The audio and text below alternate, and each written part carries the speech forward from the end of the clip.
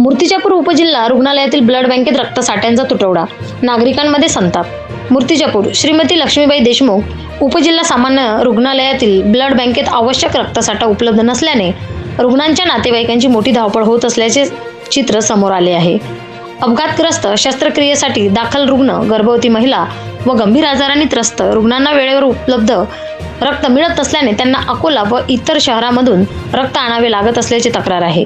नागरिकांच्या म्हणण्यानुसार काही वेळा डॉक्टरांकडूनही बाहेरून रक्त उपलब्ध करण्याचा सल्ला दिला जातो, त्यामुळे रुग्णांच्या नातेवाईकांना आर्थिक, मानसिक व शारीरिक त्रास सहन करावा लागत आहे।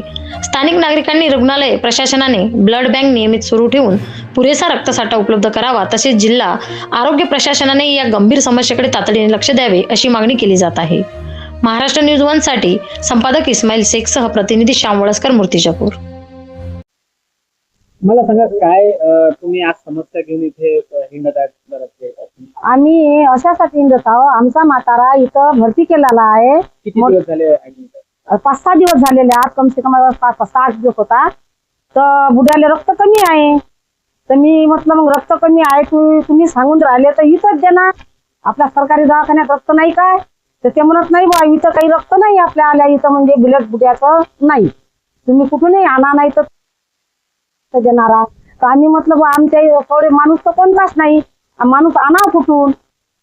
तर म्हणत मग तुम्ही अकोल्याला जा किंवा अजून कोणी रक्तवाला पाहा। आमची गरीबी परिस्थिती आहे, आम्ही जर विकट ब्लड दिलं असतं तर आम्ही सरकारी दवाखान्यामध्ये कशाला आलो असतो? आमची अशी अपेक्षा आहे की रक्त आम्हाला इथंच मिळलं पाहिजे।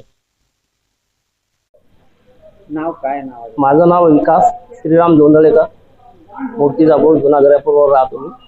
माझे वडील इथं जवळपास 8 दिवसापासून ॲडमिट आहे, त्यांना ब्लडची आवश्यकता आहे।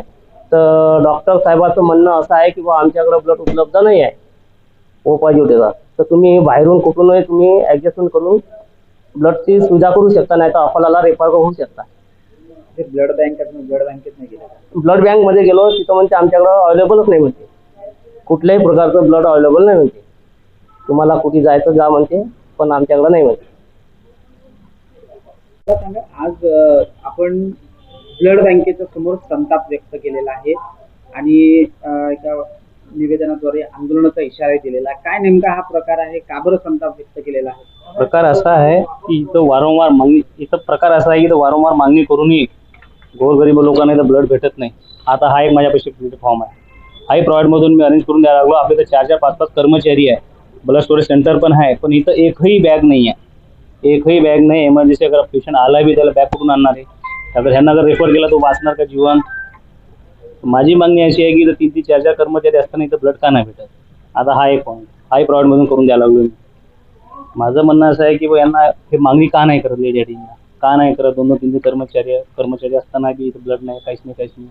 अगर असं चालत राहणार तर आमचा एक इशारा समोर आहे, येणाऱ्या सोमवारी आम्ही सकाळी 10 वाजता इथं आंदोलन उपोषण करणार आहे आणि अगर मागण्या पूर्ण होईपर्यंत आम्ही इथंच बसणार आहे, ही आमची ठाम भूमिका आहे।